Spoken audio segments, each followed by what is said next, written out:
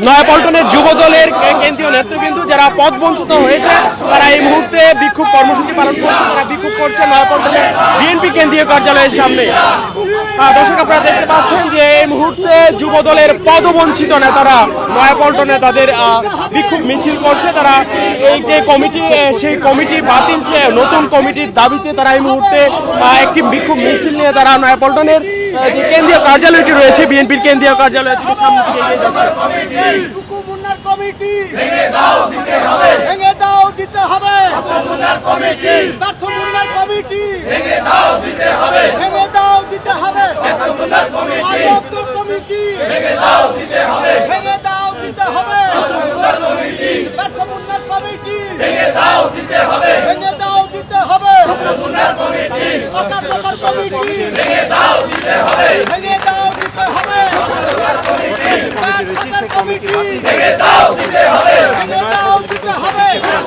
Committee ভেঙে দাও দিতে হবে, ভেঙে দাও দিতে হবে। কমিটি অকার্যকর কমিটি ভেঙে দাও দিতে হবে, ভেঙে দাও দিতে হবে। কমিটি ব্যর্থতার কমিটি ভেঙে দাও দিতে হবে, ভেঙে দাও দিতে হবে। কমিটি কুকু মুন্নার কমিটি ভেঙে দাও দিতে হবে, ভেঙে দাও দিতে হবে। কমিটি কুকু মুন্নার কমিটি ভেঙে দাও দিতে হবে।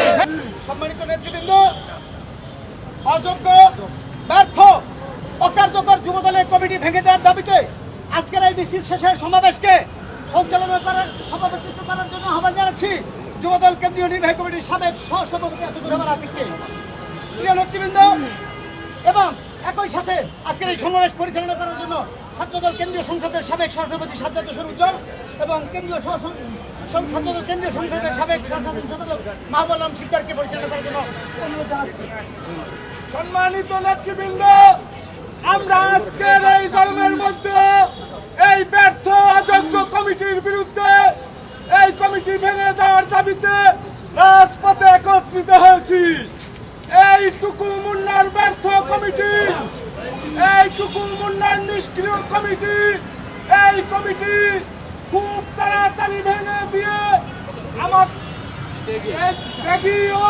রাজপথে পরীক্ষিত সৈনিকদের দিয়ে যুব দলের কেন্দ্রীয় কমিটি করার আহ্বান জানাচ্ছি।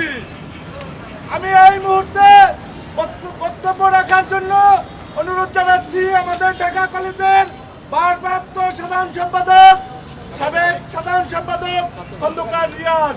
বিসমিল্লাহির রহমানির রহিম। উপস্থিত সহযোদ্ধা নেতৃবৃন্দ, উপস্থিত সাংবাদিক ভাইয়েরা, প্রিয় সহযোদ্ধা ভাইয়েরা, সাংবাদিক ভাইয়েরা, আপনারা জানেন আমরা এই ব্যর্থ কমিটির প্রতিবাদে দীর্ঘদিন থেকে আন্দোলন করে আসছি এটা ভেঙে দেওয়ার জন্য।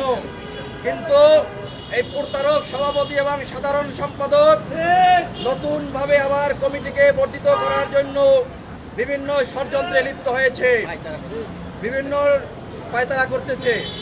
আমরা অনতিবিলম্বে এই কমিটি ভেঙে নতুন কমিটি দেওয়ার জন্য আহ্বান জানাচ্ছি।